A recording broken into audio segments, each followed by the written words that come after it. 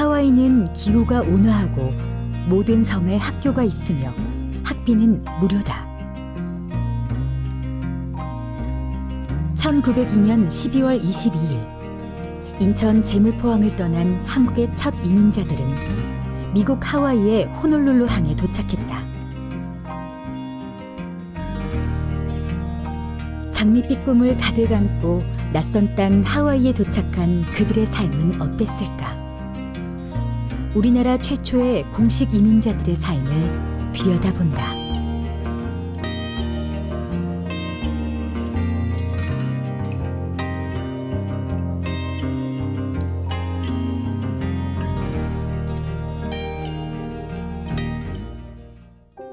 남자 56명, 여자 21명, 그리고 25명의 아이들까지.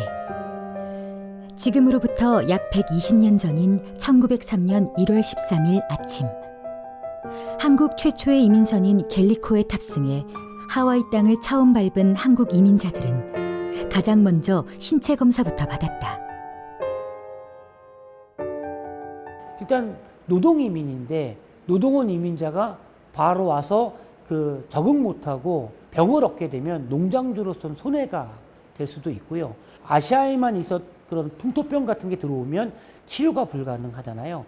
그래서 미국에서 전염병이 이제 옮겨오지 않도록 아마 신체 검사를 엄격하게 했던 것 같아요. 신체 검사 결과 최종적으로 사탕수수 농장과 계약을 맺은 한국 이민자 수는 모두 86명.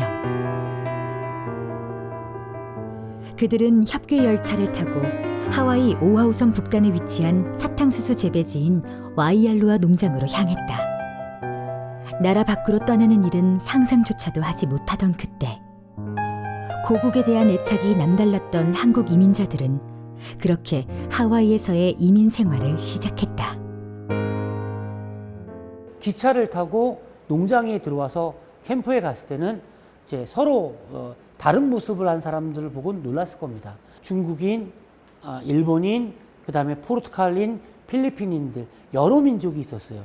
하지만 이 민족들이 함께 생활을 하면 충돌이 일어날 걸 농장주들도 알고 있었던 거예요. 민족별로 좀 떨어져서 생활할 수 있도록 민족별 캠프가 만들어지게 된 겁니다.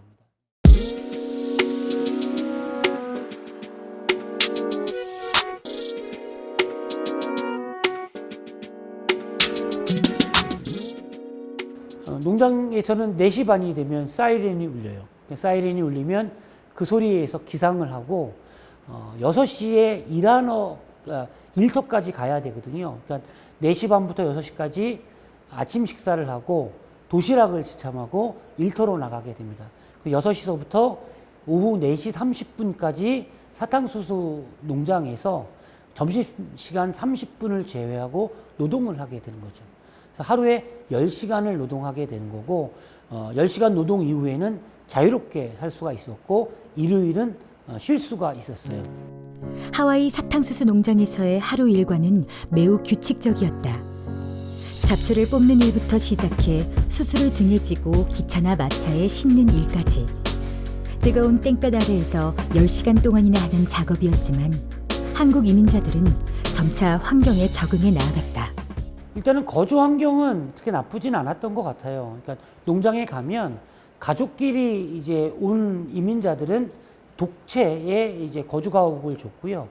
독신으로 오신 분들은 여러 명이 함께 이제 기숙사처럼 생활할 수 있게끔 해줬어요. 특히 점심 식사를 이제 사탕수수 밭에서 해야 되기 때문에 도시락을 항상 지참을 해야 됐거든요.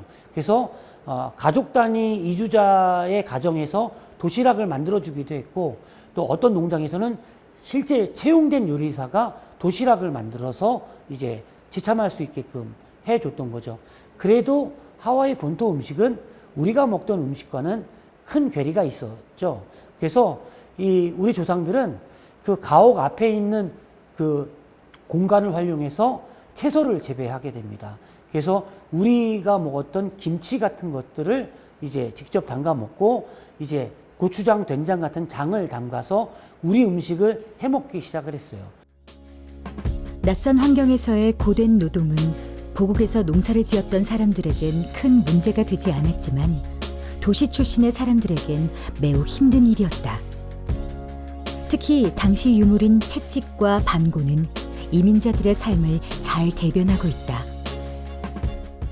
농장에는 여러 민족이 살고 있잖아요. 이 사람들의 이름이 너무나 부르기 어려운 거예요. 그래서 반고를 보면 저게 어떤 민족이고 그 번호를 보면 누군지를 알 수 있게 되는 거죠. 그래서 이 반고는 농장주나 감독관들이 자신의 편의를 위해서 사용했던 것이다라고 보시면 될 것 같습니다. 한국 이민자들은 동포들의 권익을 보호하기 위해 1909년 미주 지역의 한인 단체들을 통합해 국민회를 결성했다. 이후 1910년 5월 대한인 국민회로 이름을 바꾸고 조직을 확대 재편했지만 안타깝게도 석 달 후 한일 강제 병합으로 인해 모국의 주권을 빼앗기고 말았다. 모국의 주권을 되찾기 위해서 독립자금을 모금하기 시작을 합니다. 한 달 임금이 통상 17달러, 18달러 정도 됐거든요. 그 중에 1달러 이상을 또 독립자금을 내놓으면서 모국과 연결되려고 끊임없이 노력들을 해오게 됩니다. 머나먼 낯선 땅에서 고된 노동으로 번 돈을 조국의 독립을 위해 기꺼이 내놓았던 한국의 이민자들. 남아있는 비석의 비문과 독립자금 명부를 확인해보면 그들의 조국에 대한 그리움과 강한 독립의지를 다시 한번 느낄 수 있다. 한국 이민자들의 강인한 정신과 애국심은 국내의 조선인 못지않았다. 하와이에는 이미 중국인들과 일본인들이 훨씬 먼저 일찍 도착했고 또 그 수도 많았지만 민족별로 처음 학교를 만드는 건 한인들이었어요. 실제로 또 신문을 만들면서 모국에서 활자를 가져왔어요. 그래서 교재도 직접 현지에서 만들 수 있었기 때문에 교육열이 우리 민족을 이제 하와이에 정착시킬 수 있었다라고 볼 수가 있습니다. 1905년 8월 8일 우리나라의 마지막 공식 이민이 끝나는 날까지 7,415명에 달하는 우리 선조들은 총 64회에 걸쳐 하와이로 이민을 떠났다. 혼란스러운 정세 속에서도 재물포항을 떠나 하와이 사탕수수 농장으로 향했던 한국의 이민자들. 그들은 120여 년 된 한국 이민 역사의 모태어, 숱한 역경을 딛고 미국에 정착한 한인의 정신적 뿌리다.